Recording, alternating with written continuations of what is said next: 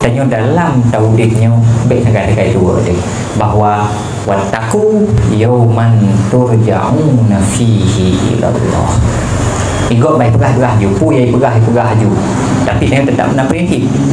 Agamanya tidak akan terjual, akhiratnya tidak akan pernah tertukar dengan sehebat apapun balasan dunia dengan balasan dunia. Hana tak pula akhirat walau dengan peng yang hana pernah tak umboi hidup peng hana pernah tak umboi, tetap akhiratnya tidak akan pernah terjual. Hana pula apalagi cik numboi kebiasaan langkih tu nya dia hana nak pula tak kira dan menantian untuk adanya butuh komitmen dari dalam. Tapi miata yang terus merenung, terus dah semikir, tengok di mana mihai tengok lain. Orang bodoh adalah orang yang menjual akhiratnya untuk dunianya.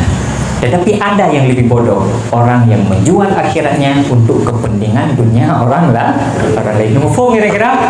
Ya, insyaAllah mufum kajian. Mudah-mudahan berjauh bila Allah, mudah-mudahan istiqamah, tetap saya bertahan dengan prinsip yang benar, bertahan dengan prinsip yang kokoh sampai dengan tamat. Wallahu a'lam bishawab wa ilaihi al-marji wal ma'ab.